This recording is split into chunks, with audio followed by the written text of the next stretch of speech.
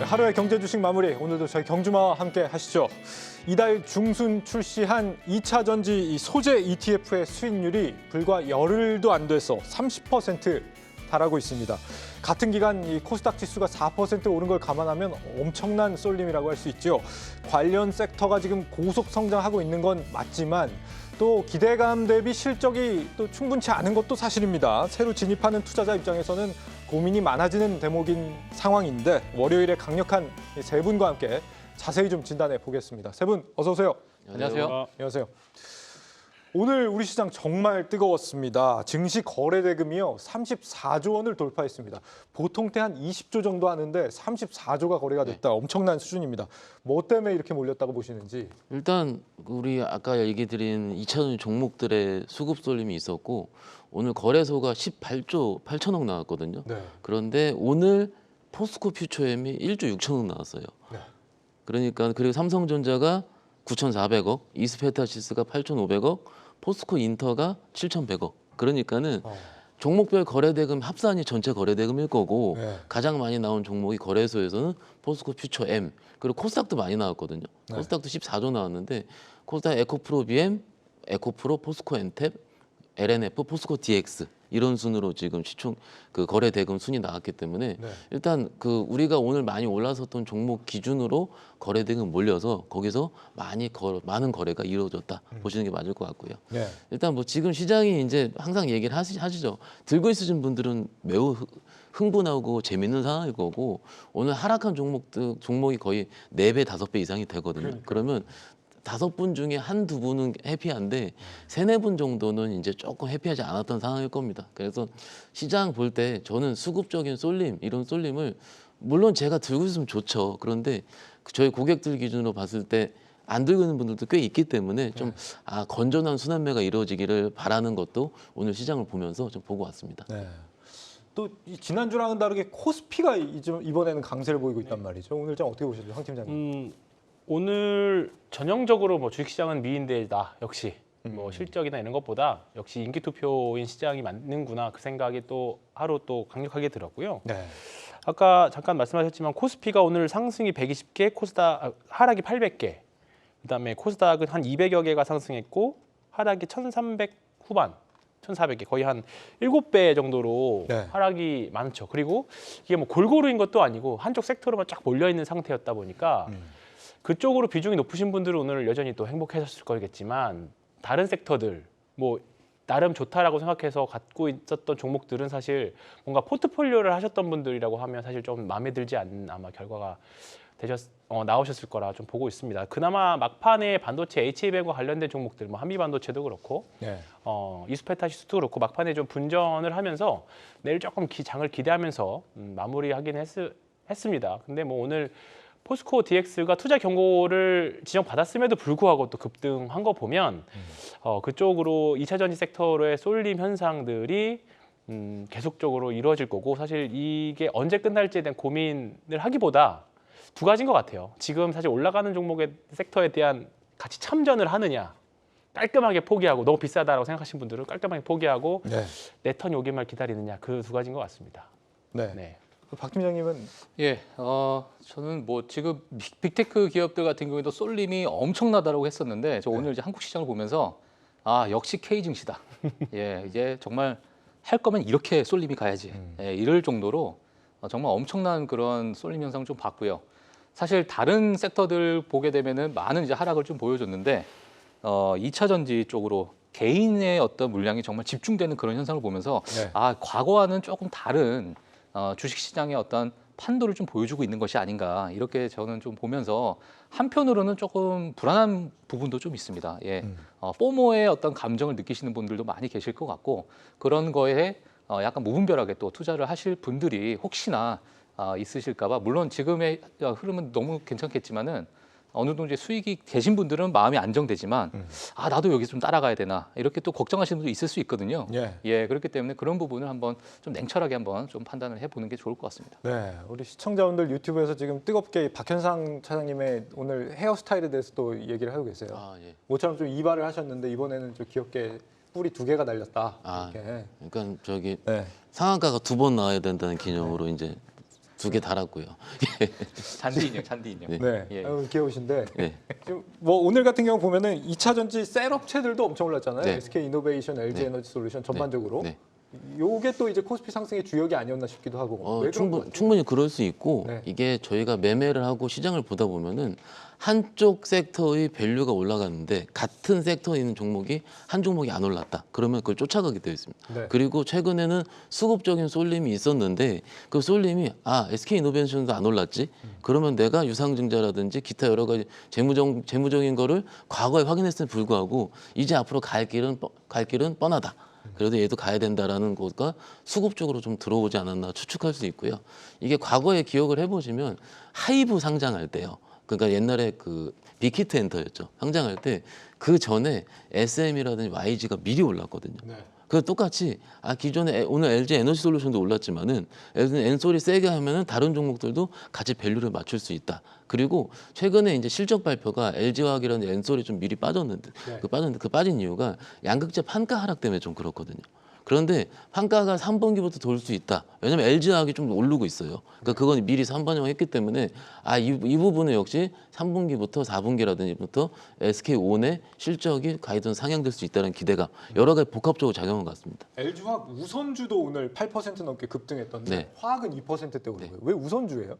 우선주는 수급적으로 좀 쏠림이 좀 있었다고 보고요. 네. 그리고 우선주 같은 경우는 나온 게 말씀을 좀 드리자면 기본적으로 거래량이 굉장히 적습니다. 참고삼아 우선주는 의결권이 없죠. 의결권이 없고 배당만 다 받을 수 있는 권리. 그렇기 때문에 일반적인 주주들이 매매하는 것보다는 그래도 본주로 매매가 좀 더 낫긴 낫습니다. 그런데 최근에 쏠림이 좀 있었던 걸로 개인적으로 알고 있고 일단 뭐 본주가 잘 가는 것만큼 우선주로 일부 쏠림이 나왔다라고 생각하시는 게 어떨까 싶습니다. 네, 오늘 시장 큼직한 이슈들부터 좀 미리 체크를 해보겠습니다. 오늘 가장 주목을 받는 종목이었다면 단연 이 단숨에 시총 4위로 오른 이 포스코 홀딩스. 무거운 종목이 이렇게나 오르는 일이 에코프로 이외에 또 있었습니다, 황 팀장님. 네. 뭐 사실 몇 년 전, 2년 전인가요? 그때 LG전자가 이제 애플카 이슈로 거의 상한가 갔었나요?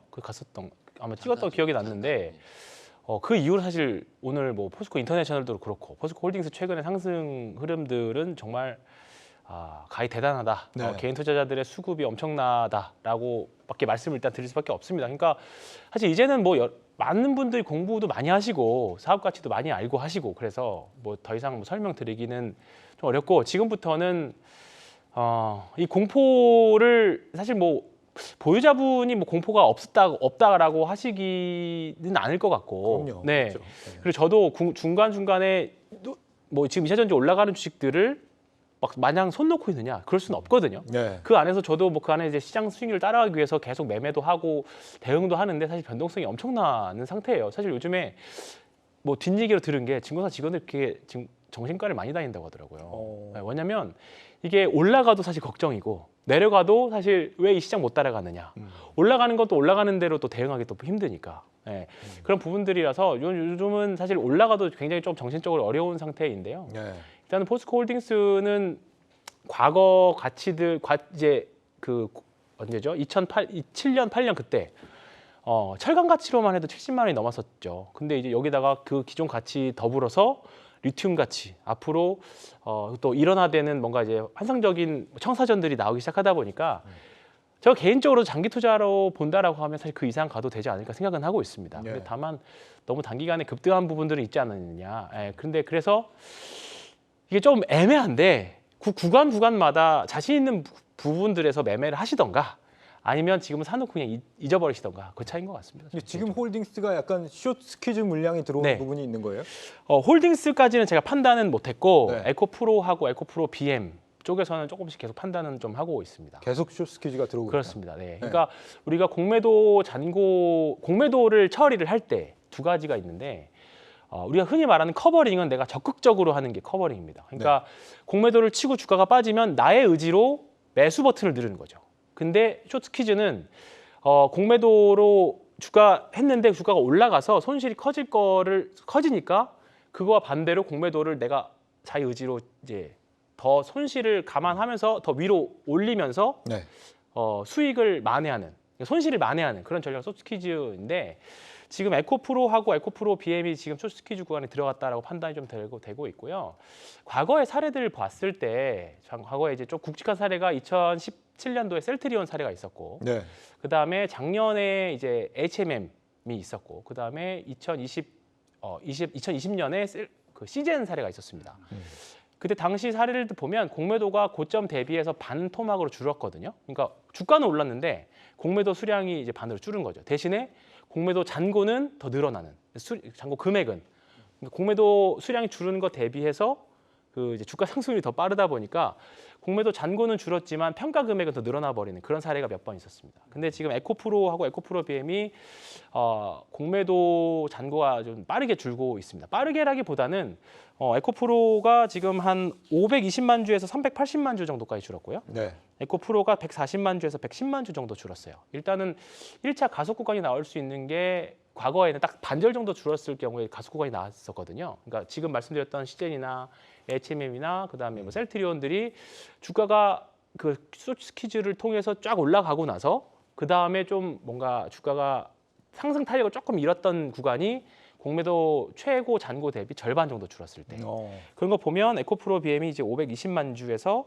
하면 대략 한 300만 주 이하 그리고 에코프로는 140만 주니까 한 70만 주대 이렇게 보고 있는 거죠. 그러니까 이거는 과거 사례가 과연 이번 사례에도 맞을까에 대한 고민은 한번 해봐야 되는데 과거 사례를 빗대어 보면 그렇죠. 아직도 숏스퀴즈가 더 더 나올 가능성도 있죠. 네, 대기 물량이 있다. 그리고 이제 에코프로 같은 경우에는 다음 달에 이제 MSCI 지수 편입도 가능성이 굉장히 높죠. 그러면 지금 증권사에서 평균 이제 패시브 자금 수급 유입 추정치가 한 1.5에서 2조 정도 되거든요. 네. 그러면 8월 중순에 이제 확정이 되면 그때부터 이제 패시브 자금이 좀 들어가기 시작하고 액티브 자금도 들어갈 겁니다. 그러면 여러 가지 측면 봤을 때는 조금은 이런 양극화 현상들이 다른 주식을 보유하고 있는 분들은 좀 아실 수 있지만 조금 더 진행될 수 있는 가능성은 충분히 좀 있는 것 같아요. 예. 네. 에코프로랑 BM은 그렇고 BM이 그래서 실제로 오늘 40만 원 넘게 돌파도 한 것도 있고요. 네.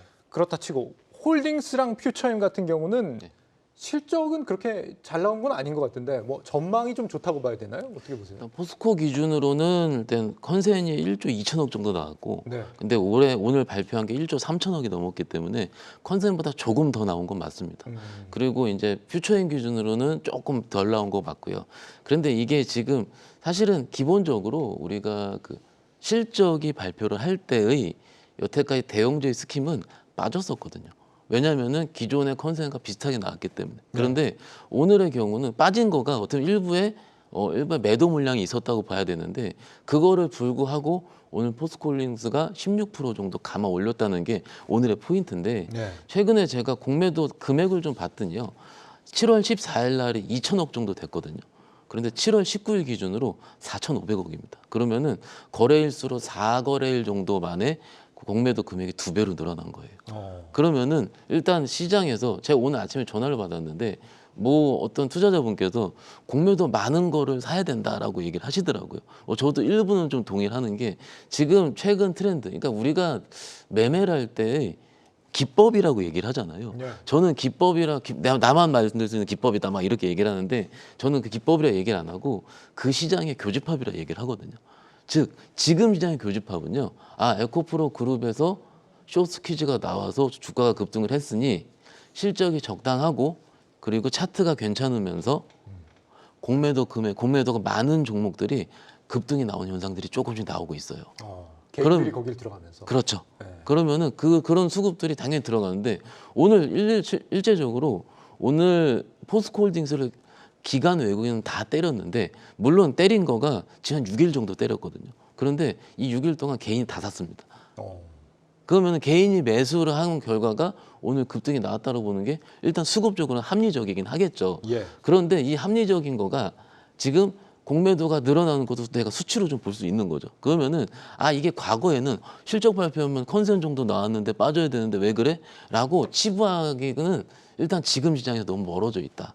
왜냐하면 시장 자체가 제가 지난주에도 말씀 좀 드렸는데 코로나 이후에 다 바뀌었잖아요. 다 바뀌었으면은 지금 어떻게 보면 이런 시장도 어떻게 보면 우리가 아까 CGN 사례 얘기했죠. 그 사례를 만들어가는 과정이라 생각을 하고 있습니다. 그 과정을 내가 지금 안 해야 되겠다. 그럼 나는 싫다. 이렇게 해서 수익을 놓칠 수도 있고요. 네. 그 자체를 계속 내가 딴청하고 안 본다면은 오히려 지금 시장에서 동떨어진 결과가 나올 수 있으니 일단은 지금은 그런 교집합이 형성이 될 수 있다라는 거고. 그래 아시다시피 포스코 그룹은 저번에 밸류데이 할 때도 63조까지 2030조까지 늘어냈다. 이건 다 우리가 봤잖아요. 네. 그러니까는 그런 부분으로 시장에서 좀 워킹하고 있다라고 생각하는 게 어떨까 싶습니다. 공매도가 좀 몰리는 종목을 좀 찾아가서 들어가 보는 게 방법이 될 수 있습니까? 참 뭐 그거는 이제 그 개인의 차이기 때문에 그런데 네. 참고로 이제 한국 거래소 편하게 우리가 포털에서 한국 거래소 통계라는 이렇게 써서 키워드로 검색을 하면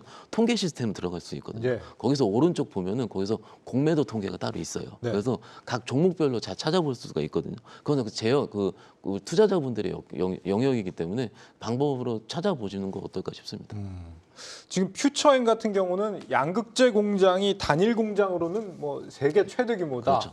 상반기에만 뭐 100조를 수주했다라는 보도가 이제 어제 오늘 들려오고 있고요. 실적 발표에 앞서서 좀 이렇게 보도 시점을 맞춘 것 같기도 한데 어쨌거나 좀 업황 측면에서 강력한 건 분명한 거죠. 네, 맞습니다. 뭐 사실 뭐 지금 종목에 여러 가지 섹터들도 있고 여러 가지인데 제가 서두에 주식시장은 미인대다라고 말씀드렸던 게 네. 사실 공부는 여러 가지 섹터별로 다들 많이들 하시잖아요. 근데 왜 하필 지금 2차 전지고 그리고 왜 하필 그 중에서 포스코 그룹일까에 대한 고민. 아마 분명히 이거 포스코 그룹 외에도 다른 싼 종목도 굉장히 많거든요. 성장성 있고. 근데 그 주식들은 지금 안 가잖아요. 근데 지금 포스코 그룹주들은 엄청나게 세게 가고 있습니다. 그 다른 주식이 안 간 것만큼 이상으로. 그러니까 지금 사실 시장에서 수급이나 돈의 흐름이 어디인지를 판단하는 게 1번인 것 같다라는 생각은 사실 최근 한두 달 동안 저도 뼈저리게 많이 느끼고 있고요. 네.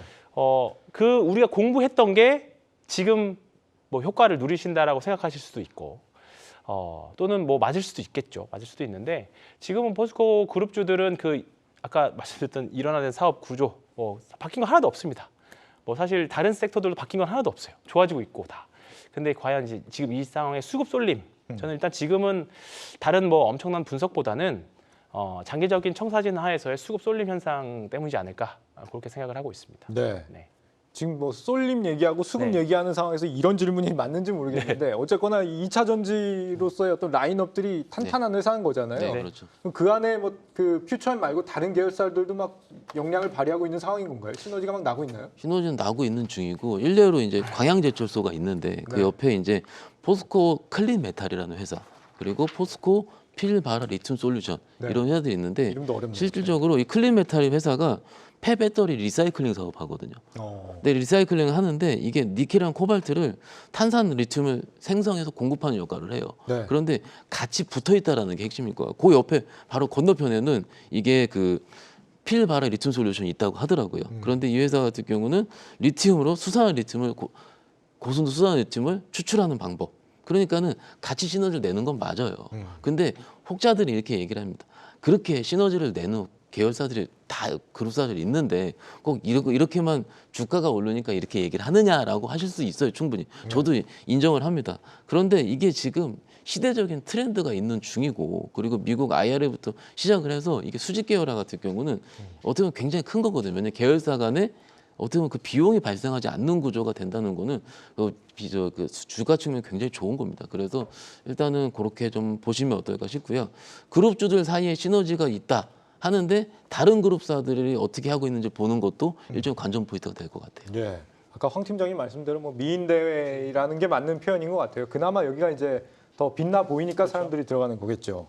포스코 인터내셔널도 오늘 실적이 잘 나오면서 상한가 같습니다. 이 부분 박 팀장님께 한번 여쭤보고 싶어요. 네. 워런 버핏의 이 종합상사 선택이 굉장히 맞았다 이렇게 봐야 되는 건지 어떻게 네. 보세요 오늘 상한가? 네, 오늘 뭐 포스코 인터내셔널 사실 오늘 포스코가 붙으면 네. 예, 다 좋았던 것 같습니다. 네. 예, 뭐 그랬던 것 같고요. 사실 이번에 이제 최대 영업이익을 좀 기록을 하고 뭐 여러 가지 글로벌 사업하고 에너지 부분에 좀 호조를 보였다. 자, 이렇게 됐는데 사실 지금 포스코의 어떤 실적 발표를 보게 되면서 예상치보다 좀 좋지 않은 그런 실적 발표가 나왔다는 뉴스도 저도 접하게 됐는데 네. 저는 이제 코로나 때보다 지금의 그러니까 전분기 대비해서 한 150%가 넘는 그러한 어떤 영업이익도 보이고 있기 때문에 이제 업황 자체가 완전히 이제 돌아서고 여기에 이제 프리미엄 지금 이제 2차 전지라는 그 프리미엄이 시장에 많이 깔리고 있는 상황에 개인 투자자분이 또 쏠림이 많이 이제 가다 보니까 상대적으로 조금 시총이 좀 작은 종목들은 뭐 상한가까지 가는 그러한 모습을 좀 보이지 않았나 이렇게 좀 보고 있고요. 네. 뭐 앞으로 향후 이제 어떻게 갈지는 저희가 좀 지켜봐야 되겠지만은 뭐 지금 당장은 저희가 같은 이제 포스코 계열사 같이 봐서 저희가 좀 그 흐름을 좀 봐야 될 것 같습니다. 네, 예. 이게 비상장이었던 포스코 에너지가 이제 편입이 같이 이제 합병이 됐잖아요. 그러면서 이제 실적이 크게 늘어난 부분이 있는 것 같은데 그 효과를 지금 보고 있는 것 같이 보입니다. 그리고 오늘 반도체 섹터에서는 한미 반도체 소식이 가장 주목을 받은 것 같습니다. 곽동신 부회장이 입사 후 10억 원어치의 첫 자사주 매수를 했다. 네. 요게 이제 그러면서 이 소식이 나오면서 이제 반등에 성공을 했는데 그러면은 그 전까지는 사실 며칠간 급락세였다가 이게 반등을 한 거니까 요 최대 주주 매수의 행간의 의미를 좀 알아보면 좋을 것 같아요. 이렇게 생각을 해보죠. 오늘 한미 반도체의 장중 저점이 마이너스 9%거든요. 네. 마이너스 9%에서 이 기사가 나오고 이 공지가 뜨고서 플러스 4%까지 전환했다라는 게 네. 지금 시장의 결의를 보면 될 것 같아요. 어떻게 보면은 지금 시장이요. 최근에 이제 빅테크들이 조금 밀렸죠. 엔비디아도 한 3% 정도 밀렸고. 그래서 기술적으로 봤을 때 엔비디아가 지금 여기 좀 더 밀리면 21선까지 깰 것 같은데 어떡하지? 그리고 이제 그 빅테크들 나스닥 리밸런싱도 있다 하는데 어떡하지? 막 이런 식의 걱정이 있는 거죠. 걱정이. 그 걱정이 있어서 지난주에 한꺼번에 10%씩 깨져 버리니 네. 그러니까 한미반도체 어찌됐든 저점돼서 3-4배 올라온 종목이고 TSV 본딩 공정 1등이긴 한데 그러더라도 주가가 빠지면 어떤 얘기가 나오냐면 조금 있으면 실적 발표 시즌이니까 대형주는 하고 있는데 참고로 코스닥 종목들 같은 경우는 거의 8월 15일 근처에 하잖아요. 그러니까 7월 말 정도 되면은 실적 시즌, 특히 최근에 많이 올랐었던 실적이 되지 않는, 왜냐하면 2분기까지 안 좋을 테니까 되지 않는 테크 쪽의 기술주들, 우리 소부장 종목들은 조금 조정의 빌미가 될 수 있다. 이런 얘기가 빠지는 날 나와요. 그죠? 그러면은 오늘 입장에서는 그러면 부회장님이나 되시는 분이 그래도 개인 자금으로 10억은 큰 돈입니다. 네. 10억을 매수를 했다. 그 비중을 늘렸다는 점은 그만큼 회사의 청사진을 좋게 본다라고 시장이 해석할 수 있어요. 막상 수급 쪽의 면에서 그거는 뭐 그렇게 크게 도움이 되지 않습니다. 그렇지만 시장에 시그널을 줄만 하다라는 거고 한미반도체가 먼저 이렇게 오르기 시작하니까는 최근에 강했었다가 빠져있는 다른 HBM이라 소부장 관련 종목들이 2-3개 종목이 갑자기 플러스가 쭉쭉쭉 나오기 시작을 하더라고요. 네. 그러면은 이 시장의 흐름을 어떻게 생각하겠습니까? 한미가 소부장을 살린 겁니다, 오늘. 그죠? 그러면은 이게 막상 그 금액이라는 것 자체가 작을 수 있더라도 지금 시장은 하나의 트리거가 굉장히 큰 효과를 발휘한다라고 보시는 게 어떨까 싶습니다. 네. 증권사 리포트도 오늘 하나 나왔는데 8월에 이제 한미반도체 MSCI 편입 가능성 높다라고 상향 조정을 했더라고요. 실제 가능성이 있는 거라고 보세요? 지금 상위 업체 가능성 있는 종목들이 계속 이제 언급이 되는데 네. 그 중에 하나가 이제 한미반도체 맞고요. 아까 말씀드렸던 에코프로도 맞고.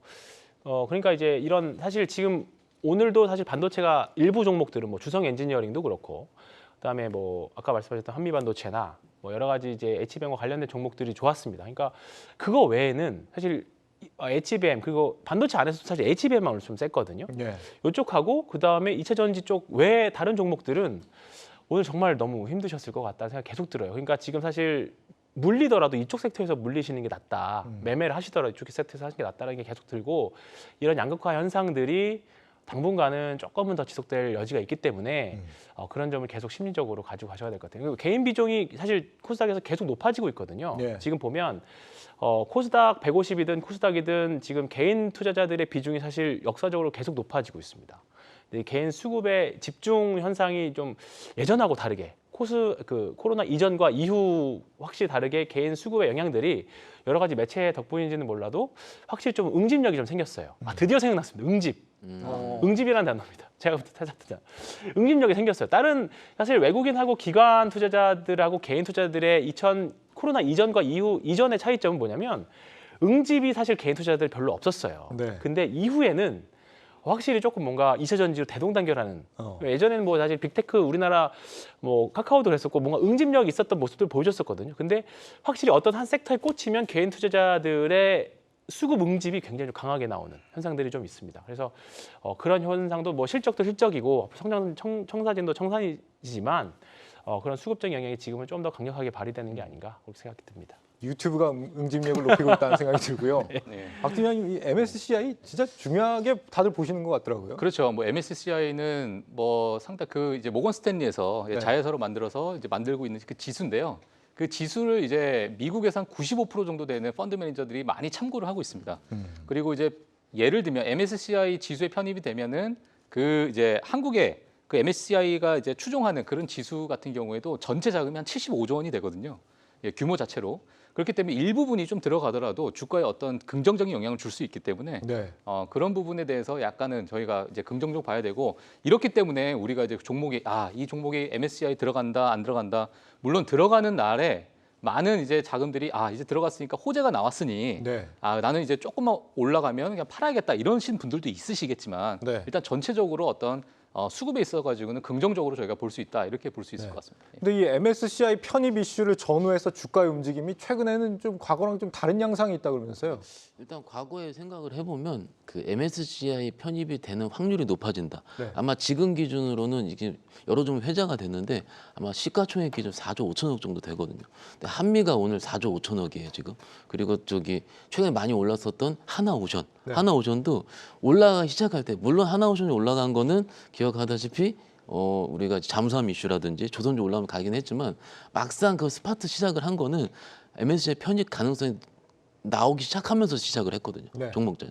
그런데 왜 그러냐면 지금까지 MSCI가 편입이 돼서 그 다음에 들어오는 우리가 알고 있는 인덱스 펀드의 패시브 자금은 편입 이후에 들어오잖아요. 편하게 우리 같은 경우는 8월 11일 날 발표를 하고 8월 30일 날 리밸런싱이 일어나게 돼요. 그럼 실적으로 멀었습니다, 지금은. 근데 과거의 패턴상 미리 샀거든요. 확률이 높아질수록. 액티브 펀드에서 미리 샀고요. 그리고 확률이 나와지는 순간 그때부터 미리 사는 액티브 펀드들이 매도가 나왔었어요. 그래서 경험적으로 봤을 때 편입이 하고 나는 편입 결정 날에 네. 한 3일에서 일주일 정도가 네. 그 종목이 거의 고점인 경우가 많았어요. 근데 그러면 미리 샀었잖아요. 근데 네. 지금은 좀 다른 게 뭐냐면은 주가가 그런 종목도 급등이 나왔으니까 판다는 겁니다. 그러면 진짜로 패시브가 들어온다는 거예요. 그래서 과거 사례가 달라질 수도 있다는 거예요. 지금 저희도 헷갈려요. 약간 저도 전문가인 척하면서 얘기를 하는데 다 틀리는 거예요. 과거 패턴이. 그런데 그거를 좀 이해하는 투자자와 이해하지 않는 투자자가 다를 수 있거든요. 네. 그래서 제가 이렇게 좀 약간 과정을 말씀드리는 이유도 조금 매매하실 때 좀 도움이 되지나 싶어서 좀 말씀드리는 거니까 참고하셨으면 어떨까 싶습니다. 네. 우리 시청자 우리들의 하늘님이 현재 한국장이 이렇게 된 근본 원인이 뭡니까? 이런 쏠림이 나타난 되게 어려운 질문을 주셨는데 저도 좀 궁금해져요. 한 팀장님 뭐라고 생각하세요? 그 질문 약간 급하게 하신 건데 대본에 네. 없었던 건데 잠깐만요. 제가 그 준비해 놓은 게 있습니다. 대본에 없었는데 준비를 하셨나요? 네. 저 이렇게 시황 쓰고 이제 같이 이제 주식하는 모임에서 네. 한 게 있었는데 그 질문에 대한 답을 드린다고 하면 정도의 차이는 있었지만 한국 시장은 원래 그랬어요. 그렇지. 네. 원래 그랬다. 원래 주도주가 명확하게 나타나는 시장이 한국 시장입니다. 네, 왜냐하면 과거의 사례들을 보면 2016년, 뭐 2010년 전에는 뭐 그때 조선주들이 그랬었고요. 그다음에 2011년도 차화정 조금 주식 오래 하신 분들은 아실 겁니다. 그다음에 뭐 자문사 70주 이거 네. 들어보셨나요? 자문사 70주? 네, 그런 게 있었습니다 이전에. 네. 그리고 2013년, 14년도에는 그때 당시에는 그거 있었죠. 그 한류 CJ 그룹주들. 예, 그리고 15년도에는 한미 약품, 한미 사이언스를 필두로 한 제약바이오 섹터들. 네. 그다음에 2016년, 17년도에는 그 당시에 반도체도 있었고 5G도 있었고 사실 그때 당시만 해도 5G가 우리가 4차 산업혁명에서 절대 없어서는 안 된다 해가지고 엄청난 시세를 냈던 시기가 있었습니다. 그리고 2018년도에는 또 대북주가 있었고 그때는 사실 대북주 사실 완전 흔히 말하는 실적이 나오는 게 아니라 완전 다 꿈으로만 갔던 시절이 있었어요. 네. 예. 근데 과거 쭉 주도주를 보면 그때 당시에 시장에서 어떤 모멘텀을 강력하게 받는 또는 시대를 관통하는 패러다임을 가지고 있는 섹터나 또는 거기서 정말로 앞으로 실질 수혜주가 될 수 있는 종목들이 항상 이런 현상들이 나타났었죠. 근데 지금 2차 전지가 한 3년째 가고 있거든요. 근데 제 과거 통계를 내보면 통상 1.5에서 2년이에요. 그러니까 지금 코로나 직전과 직후에 좀 달라졌다라고 느끼는 게 이것도 사실 기관 투자자들이나 조금 계속 그 시장이 달라졌다는 거를 좀 판단하고 대응을 해야 되는 게 저도 마찬가지고 확실히 패턴이 좀 바뀌었습니다. 네, 패턴이 바뀌어서 이런 시장에 적응을 해야 된다는 생각이 들고요. 다시 근본적인 원래 질문을 말씀드린다고 하면 시장은 확실한 주도주에 집중하는. 네. 왜냐하면 거기에 집중하지 못하면 기관도 그렇고 개인도 그렇고 시장을 비트하는 수익률을 따라가기 어렵고 저만 봐도 제 고객님들이 전화 와서 지금 안 되는 거 좋다라고 해서 사놨지만 안 되는 거 매도해서 그냥 지금 되는 걸로 가겠다. 그렇게 생각하시는 분들이 여전히 있습니다. 네. 그냥 그런 수급의 쏠림 현상들이 한국 시장은 원래 그랬다. 네, 그렇게 말씀드리고 싶습니다. 예. 준비를 정말 많이 하셨네요, 팀장님. 우리 골디어신님 신한맨 짱 이렇게 딱 주셨는데 같은 질문을 박 차장님 어떻게 생각하세요? 조금 더 시기를 1년 반 정도 얘기하셨는데 네. 제가 보는 관점에서는 6개월인 것 같아요. 어. 이게 저희 식으로 편하게 얘기할 때 증권맨들의 인생 혹은 우리 투자자분들의 인생 6개월이면 바뀐다 얘기합니다. 과거에 KMW로 시작한 종목이 3월에서 시작해서 9월에 딱 끝났거든요. 예. 그러면은 지금도 역시 그런 그 주도주의 손바뀜 현상이 한국 시장의 특징은요. 짧다라고 생각하면 될 것 같고 그리고 짧은데 못 잡게 하고 가는 겁니다. 중간에 흔들 때 무섭게 흔들죠. 그러니까 나가 떨어지는 거죠. 근데 그거를 스터디를 해서 버티신 분들이 끝까지 수익이 나는 거고 미국 주식 좋다고 얘기 많이 하시잖아요. 네. 미국 주식은 내가 잡을 수 있게 하고 천천히 올라가게 됩니다. 그리고 한 2년, 3년 오르잖아요. 그러니까 투자자분들이 상대적으로 2년 전에 우리가 어떤 얘기를 했냐면 국장 팔고 미국 정으로 넘어가겠다. 재작년에 그런 얘기 많이 했잖아요. 그게 상대적으로 내가 들고 있을 수 있는 변동성이 적다라는 거예요. 미국 주식은. 근데 한국 주식은 빠른 대신에 변동성이 크게 한다. 이렇게 해서 우리 장의 특징을 대부분 이제 이렇게 좀 생각하시는 분들이 뭐냐면 2019년, 20년도 이후에 들어가 오신 분들이 많이 그렇게 생각을 하시거든요. 모르겠다. 근데 황 팀장님 오늘 말씀 잘 하시는 거예요. 그 전에는요. 대부분 이런 패턴으로 움직였습니다. 주도주들은. 그래서 코리아 증시의 특성을 좀 지금이라서 좀 이해하시고 뭐 매매 혹은 판단하시는데 이용하시면 어떨까 싶습니다. 예. 그래도 해도 너무한다 이런 시청자분들도 많이 그렇죠. 계세요. 예. 기존과는 너무 또 심하다. 기존보다는 이런 말씀도 많이 하시고. 네. 그리고 이제 팹리스 유니콘 파두가 다음 달 7일에 상장한다. 이 소식도 있습니다. 오늘 설명회가 있었던 모양인데 기업 가치 뭐 1조가 넘는 반도체 설계 전문 스타트업 파두. 이 회사가 어떤 점이 이렇게 좀 높게 평가되는 거예요? 예, 뭐 반도체 설계 전문인데요. 일단은 2015년에 좀 설립이 됐고요. 네. 그리고 국내에서는 거의 경쟁자가 없다. 자, 이런 평가가 좀 나올 정도로 지금 현재 1조 5천억 원 금융 시가총액을 좀 예상하고 있는데 사실 이게 데이터 센터의 이제 핵심 부품으로 이제 메모리 이제 저장 장치 그 부분을 이제 제어하는 컨트롤러를 좀 설계해주고 이런 부분을 또 개발하는 그런 업체라고 보시면 될 것 같은데 사실은 지금 이 파두가 지금 IPO 되기 전에 네. 벌써 메타 또는 여러 이제 빅테크 기업들하고 이미 많은 이제 협업을 하고 있는 상태였어요. 아, 그래요? 예, 그렇기 때문에 그런 부분에 대해서 이제 많은 관심을 좀 받고 있는 게 있었고요. 그다음에 이제 국제적으로 봤을 때 마벨 테크놀로지라는 그 경쟁사가 또 있습니다. 근데 그 경쟁사 같은 경우에도 아주 장기간 동안에 기술력을 확보한 그런 회사인데 그런 회사에 못지않는 그런 기술력을 좀 가지고 있고 네. 마벨 테크놀로지 같은 경우에는 약 한 60조 원이 됩니다. 시가총액을 보게 되면. 근데 이제 파두 같은 경우는 지금 1조 5천억 정도라는 그런 밸류를 받는 이 상황에서 어느 정도 경쟁력을 이제 충분히 가지고 있는 상태이기 때문에 가장 최대어로 지금 IPO 시장에 좀 나온 게 아닌가 이렇게 좀 보고 있습니다. 예. 이번 주 목요일부터 일반 청약인데 지금 보면은 상장 후에 바로 유통 가능한 물량이 38.9%다. 이 정도면 뭐 좋은 건가요, 나쁜 건가요? 유통 물량이 38.9%라 하면 네. 60% 정도는 그게 대주주 물량이라는 거겠죠. 네, 묶여 있다는 거죠. 그렇죠. 그 대주주 물량은 일반적으로 바로 매도가 나오지 않기 때문에 네. 아마도 상장 주식 수가, 그러니까 유통 주식수가 작은 종목이 변동성이 굉장히 클 확률이 높습니다. 그렇기 때문에 어떤 분들은 유통 주식수 작은 종목들을 일부러 매매하시는 분들도 있어요. 네. 그리고 일종의 팁인데요. 우리가 수급이 들어오잖아요. 수급이 들어오면은 그거를 상장 주식수 대비해 수급이 몇 퍼센트 들어왔다 볼 수 있거든요. 근데 네. 요거를 약간 생각을 달리해서 대주주 물량을 빼요. 빼가지고 유통 주식수 대비해서 기간 수급이 몇 프로 들어왔다. 이것만 소팅하는 분들도 있습니다. 그만큼 실질적으로 시장에 돌아다니는 물량 가지고만 계산하는 게 합리적이라고 생각이 들고 있고요. 참고로 파두 같은 경우 아까 박 팀장이 얘기 잘해주셨는데 예. 예전부터 유명했습니다. 이게 최근에 우리가 가온칩스라든지 오픈엣지 테크놀로지라든 이런 반도체 설계 기업 IP 업체를 얘기하는데 굉장히 많이 가고 있어요. 가고 있는데 만약에 이제 좀 감히 말씀드리는데 파두가 만약에 상장을 하게 되면 네. 그런 종목도 이쪽으로 좀 쏠릴 가능성이 큽니다. 왜냐하면은 파두 같은 경우 실적도 잘 나오거든요. 물론 그쪽이 안 나온다는 얘기가 아니고 상대적으로 그 1조 이상을 밸류를 측정받았기 때문에 만약에 상장을 하게 되면은 막 따블에 나면 2조가 나오게 되겠죠. 그러면은 뭐 기관들이 네. 담기가 편합니다. 시총이 높으면. 그래서 일반 그 실질적으로 우리가 매매할 때 다른 그 섹터에 있는 종목보다 시총이 큰 새로운 종목이 상장을 하게 되면 일단 물량이 이쪽으로 쏠릴 수밖에 없다는 점은 미리 말씀을 드리고 싶습니다. 예.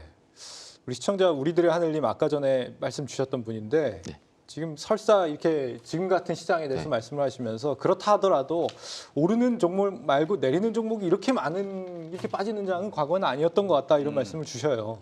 근데 뭐 제가 생각해 보면 지금이 어떻게 보면 우리나라 제조업의 위기가 아닐까? 약간 그런 생각도 들거든요. 약간 그동안에 이제 수출 중심의 사회로 우리가 계속 산업을 끌어왔는데 네. 어느 정도 이제 좀 한계를 맞은 상황에서 그나마 우리가 빛을 보고 있는 게 2차 전지이기 때문에 여기로 이렇게 수급이 몰리는 건 아닐까? 충분히 100% 동의를 하고요. 그런데 이게 반도체 업종 같은 경우도 지금 최근에 실적은 좋지 않지만 하반기 기대감이 굉장히 많이 있거든요.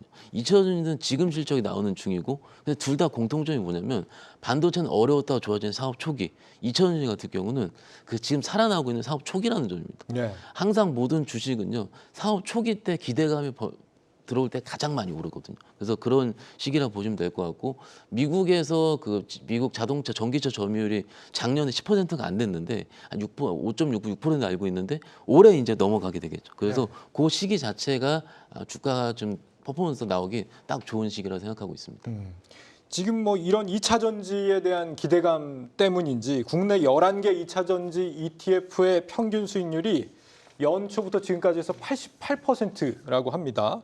사실 개별 종목으로 갔으면 뭐 300% 이상 나는 종목도 있긴 했습니다만 중요한 건 지금 이제 새로 들어가고 싶으신 분들이거든요. 네네. 이런 분들 입장에서는 개별 종목 선택하기 굉장히 부담스러운 지금 밸류에이션이니까 차라리 이런 ETF 선택하는 거 어떻게 생각하세요, 형님? 뭐 변동성은 조금 상대적으로 덜기는 하겠지만 네. 뭐 그만큼 또 안정적이긴 되겠죠. 포트폴리오 분산돼 있고 주도주의 마지막 사실 모습들은 종목 집중이거든요. 사실 네. 지금 보면 LNF가 지난주에 잠깐 뭐 급등하긴 했습니다만 오늘 사실 다른 종목들 대비하면 사실 약한 모습을 보여줬었고 지난주에 좀 많이 갔었던 뭐 폐배터리 관련 섹터도 그렇고 지금 종목별로 사실 2차 전지 안에서 포스코 그룹하고 에코프로 BM만 조금 유독 좀 센 편이지 나머지 종목들은 사실 조금 머리 위에 다 저항들을 다 얹고 있습니다. 네. 하향 추세인 종목들도 여전히 있고 그리고 과거에 뭐 전해과 관련된 기업들 중에서는 아직 여전히 못 올라온 기업들도 많이 있고 그렇다 보니까 좀 변동성이 좀 이제 그 주도 섹터와 2차 전지 섹터 안에서도 주도 그룹과 비주도 그룹도 아닌 상황이에요. 그러니까 지금 오히려 2차 전지 섹터를 저는 매매를 하실 거면 어차피 주도 섹터가 만약에 에코프로나 포스코 그룹이 이제 주가가 좀 쉰다라고 하면 다른 네. 종목들도 쉬는 거 마찬가지일 겁니다. 그렇기 때문에 지금부터는 사실 ETF보다는 개별 종목 단위로 매매나 투자를 하시는 게 좀 낫다라고 생각이 좀 듭니다. 네, 알겠습니다. 네, 오늘 저희 경주마가 준비한 첫 번째 주제는 이제부터 시작되는데요. 이번 주 미국 시장에 쏠린 눈입니다. FOMC는 뭐 다 아실 것 같고요. 그동안 엄청난 쏠림이 있었던 미국의 빅테크들 실적 연이어서 지금 발표를 앞두고 있습니다. 이 결과들이 굉장히 많은 게 달려 있는 거 아닌가요? 네, 맞습니다. 뭐 이번 주는 정말 뭐 굴지의 빅테크 기업들이 다 실적 발표를 하고 있고 또 금리 인상이라는 또 이제 하나의 또 큰 이슈가 또 있기 때문에 네. 미국 시장은 아마 약간의 좀 변동성이 좀 보일 것으로 좀 보여지고 있고요. 저번 주에 테슬라 같은 경우에도 뭐 이틀 연속해서 크게 빠지면서 뭐 13% 넘는 그런 하락을 좀 보여주면서 지금 빅테크 시장 또는 미국 시장에 약간 이런 현상이 좀 일어나고 있어요. 과거에는 사실 뭐 코로나 시절 나오고 나서 실적이 좋게 나오고 예를 들면 가이던스가 안 좋게 나와도 폭락을 했고요. 네. 실적이 안 좋게 나오고 가이던스는 괜찮다라고 얘기도 폭락을 했습니다. 그래서 저번 주에 있었던 그 종목들을 좀 보게 되면 실적은 그렇게 나쁘진 않는데 향후 어떤 영업 이익률이 좀 떨어졌다. 아니면은 가이던스가 좋게 나오고 지금 실적 안 좋게 나오는 것도 또 떨어지고 있고요. 그러니까 시장에서 약간의 지금 최근에 조금은 과열됐던 그러한 종목들이 약간의 어떤 매도로 인해서 수익 네. 실현을 좀 한 물량들이 좀 나오고 있는 그 상황으로 뭔가 이제 보여지고 추세가 있고요. 바뀌는 건가요? 이제 하락으로 돌아서나요? 그렇죠. 아니 하락으로 돌아선 건 아니고 네. 지금의 어떤 사실 과도하게 좀 쏠림 현상이 있었잖아요. 빅테크에도. 그리고 이제 미국 시장이 지금 최근에 들어가지고 너무 좋았기 때문에 약간의 어떤 매도로 인해서 약간의 이제 수익을 좀 보는 그런 물량들이 좀 나오고 있는 것 같고 지금의 어떤 상승을 그래도 좀 건강하게 조정을 주고 그리고 이번 실적과 FOMC 이 25bp 인상 이 부분을 좀 지나가고 나서 어느 정도 좀 포트폴리오의 어떤 분산이나 아니면 어떤 그런 종목단 네. 이런 것들을 약간의 조정하는 그런 구간이 아닐까 이렇게 좀 저는 보고 있거든요. 그렇기 때문에 이번 주에 어떤 빅테크 실적이 어느 정도 방향성을 좀 정할 수 있을 것 같다 이렇게 좀 말씀드리고 싶습니다. 그 나스닥 100 지수 리밸런싱이 오늘부터잖아요. 요거 또 어떻게? 뭐 나스닥 뭐 리밸런싱이 있는데 사실은 과거에 이제 리밸런싱을 하게 되면은 뭐 단기적으로 좀 변동성 줬어요. 네. 근데 최근에 이제 빅테크 중심으로 너무 비중이 높다 보니까 이제 특별하게 지금 급하게 좀 리밸런싱 좀 들어간 것 같고요. 사실은 뭐 단기간으로 변동성을 줄 뿐이지 어떤 펀더멘탈 쪽으로는 영향을 줄 수 없기 때문에 단기적으로 오히려 약간의 주식이 좀 빠지게 되면 뭐 매수 타이밍을 볼 수 있는 정도가 될 수 있고요. 과거에 이제 애플 같은 경우에도 2011년도에 그 리밸런싱 통해 가지고 비중을 좀 줄였지만 약간의 변동성 이후에 다시 이렇게 랠리를 하는 그런 모습을 보였거든요. 그렇기 때문에 펀더멘탈 쪽으로 아니면 실적이 튼튼한 기업들 또는 현금 흐름이 좋은 기업들은 오히려 이런 때 하나 좀 매수 타이밍을 좀 볼 수 있는 것 같은데 네. 요번에 이제 엔비디아와 마소 같은 게 마이크로소프트 같은 경우에는 좀 비중을 좀 축소하는 그리고 브로드컴 같은 경우에는 또 비중이 상향이 되는 이러한 이제 종목단의 어떤 비중의 어떤 밸런스를 맞추는 거기 때문에요. 네. 그런 부분을 한번 좋은 기업들 단에서 한번 보시면 좀 도움이 되실 것 같습니다. 그럼 이번 주 실적 나오는 기업들 있잖아요. 지금 뭐 MS, 알파벳, 메타, 아마존 네네. 어떤 식으로 좀 나올 거라고 예상하시고? 네, 일단은 화요일이죠. 한국 시간으로 이제 수요일 이제 새벽이 되겠네요. 이제 마이크로소프트가 나오는데 사실 마이크로소프트는 최근에 뭐 챗GPT 그리고 뭐 빙 네. 그리고 뭐 지트허브 이러한 여러 이제 가지고 있는 이런 플랫폼 사이에서 이용자들 숫자가 정말 많이 증가했습니다. 그렇기 때문에 아마 좋은 실적이 나오지 않을까. 자, 이렇게 좀 보고 있는 상황이고 여전히 이제 클라우드에 대한 성장성을 보고 있는데 현재 지금 마이크로소프트에서 세 가지를 좀 봐야 될 게 있어요. 첫 번째로는 강력한 생성형 AI 모멘텀을 저희가 좀 확인을 해야 됩니다. 그런 부분이 지금 최근에 뭐 챗GPT랑 언어 모델로 이제 연결이 되고 있는 부분인데 이게 이제 앞으로 가이던스를 어떻게 낼 것이냐 이런 부분을 좀 봐야 될 것 같고요. 자, 두 번째로는 좀 안정화되어 있는 이 클라우드의 성장. 이게 이제 가장 핵심이거든요. 어찌 보면 그렇기 때문에 밑단에서 이 애주어의 어떤 성장성 또는 이런 실적에 대해서 저희가 좀 심도 있게 좀 봐야 될 부분이 있고 마지막으로는 클라우드 외에 다른 부분에서 어떤 실적이 좀 나오느냐. 네. 사실 마이크로소프트 하면은 늘 비트하는 그런 모습을 보였기 때문에 네. 이번에도 뭐 시장에서는 그래도 긍정적으로 좀 보고 있는 그런 상황이다 볼 수 있을 것 같습니다. 그리고 이제 구글 있죠. 구글은 사실 이 뉴스를 같이 좀 말씀드리고 싶은데 애플이 이제 언어형 AI를 하겠다. 뉴스에 뭐 저번 주 주말 또는 금요일 날 보셨던 분들이 있을 것 같아요. 사실 지금 마이크로소프트 때문에 컴퓨터의 어떤 인공지능 그러니까 빙의 어떤 검색 엔진 이런 부분을 좀 위협받고 있는 상황에서 구글의 이제 예전에 이제 공동 창업자죠. 이제 세르게이 브린 다시 이제 구글로 돌아왔습니다. 들어오면서 딥마인드에 있는 인공지능 개발하는 그 제미니 프로그램의 연구 개발자들하고 지금 엄청난 협업을 하고 있다. 네. 그러니까 지금 만약에 타이밍을 놓쳐서 점유율을 뺏긴다면 앞으로 구글이 크게 위협을 당할 수도 있다라는 좀 시장의 어떤 해석을 좀 볼 수 있을 것 같은데 네. 이런 와중에 이제 애플이 언어 모델을 얘기한 거거든요. 그렇기 때문에 만약에 애플의 그 언어 모델이 이런 인공지능 언어 모델이 아이폰에 만약에 적용이 된다면 앞으로 안드로이드의 어떤 체제에서 큰 위협을 당할 수 있고 지금 마이크로소프트가 이미 PC 체제에서 큰 위협을 주고 있기 때문에 양쪽에서 이제 구글은 이 부분을 좀 헤쳐나가야 되는 그런 상황이다. 이렇게 좀 보여주고 있습니다. 그래서 이제 구글의 어떤 실적 발표나 가이던스도 마찬가지로 이번에 좀 눈여겨서 좀 봐야 될 부분이 있고요. 아마존까지만 보죠. 마지막으로. 알겠습니다. 자, 아마존 같은 경우에는 네. 사실 몇 달 전만 해도 지금 온라인의 쇼핑 엄청난 매출액을 보이면서 역대 최고의 쇼핑 그 부분을 보여줬어요. 네. 근데 이제 지금 뭐 미국 FMC도 마찬가지 연준에서 늘 얘기하는 게 강력한 소비. 네, 지금 임금 상승으로 인한 강력한 소비 때문에 여전히 소비력은 줄지 않고 있는 그런 상황이거든요. 그런 부분 때문에 아마 아마존도 이번에는 호실적으로 좀 발표할 것으로 좀 보고 있고요. 저는 사실 아마존을 개인적으로 가장 좀 무서운, 무섭다는 표현이 좀 그럴 수 있겠지만은 가장 기대가 되는 그런 부분이 있습니다. 왜냐하면 다른 빅테크 기업에 비해서 R&D, 그러니까 투자하는 금액이 상당히 높았습니다. 과거에.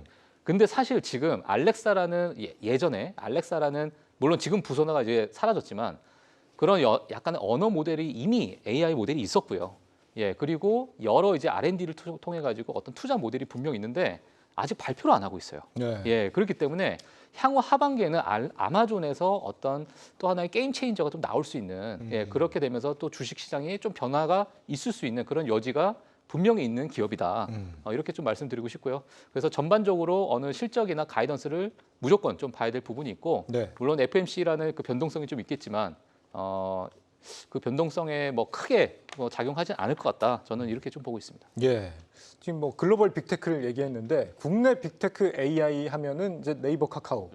네이버가 요즘에 조금 분발하는 것 같더라고요. 보니까 뭐 판발 치고 나오는 것 같습니다. 8월 24일에 초거대 AI 하이퍼클로버 X가 나오고 9월에는 검색용 AI를 내놓고 10월에는 또 기업용 AI를 또 내놓겠다. 뭔가 라인업을 쫙 세운 것 같더라고요.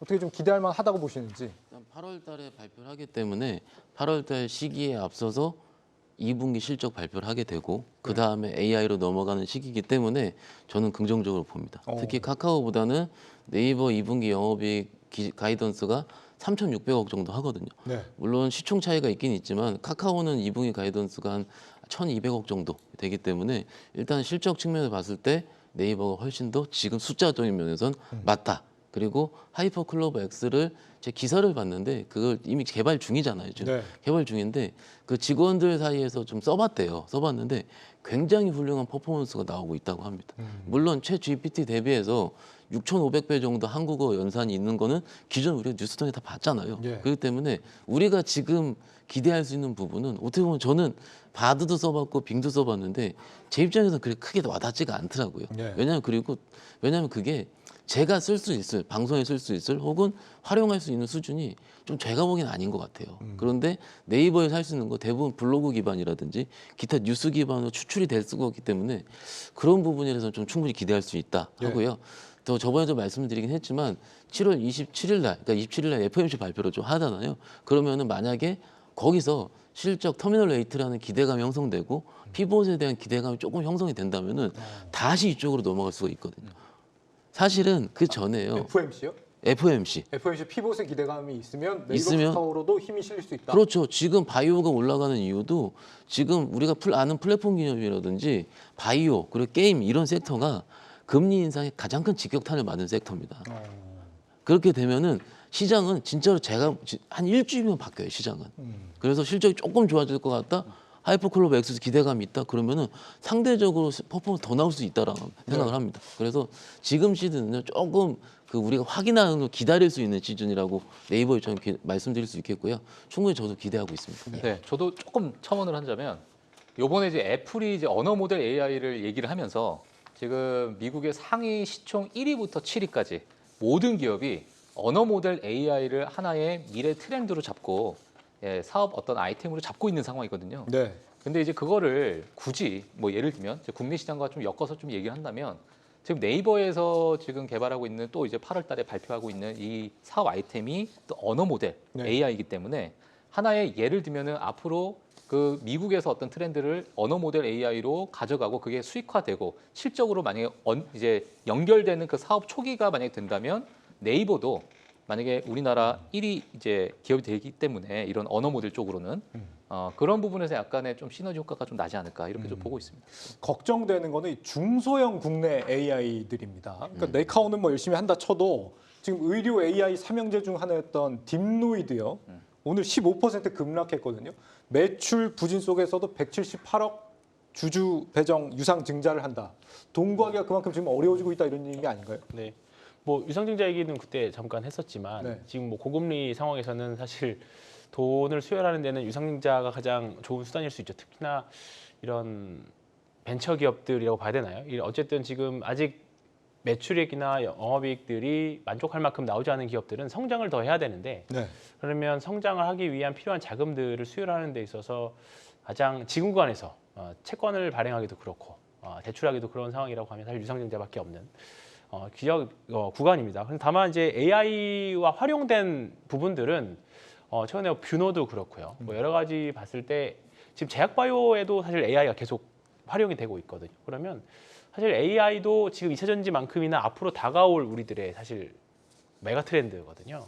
다만 1차 시세가 작년에 크게 났었고 그 이후에 어떤 게 진짜 AI로 돈을 벌 기업인지에 대한 지금 고민하는 시점인 것 같습니다. 그래서 AI도 다음 주도주가 나온다라고 하면 이걸 한번 생각해 보신다면 2013년, 14년도에는 예. 2차 전지 주식들이 테마라고 불렸습니다.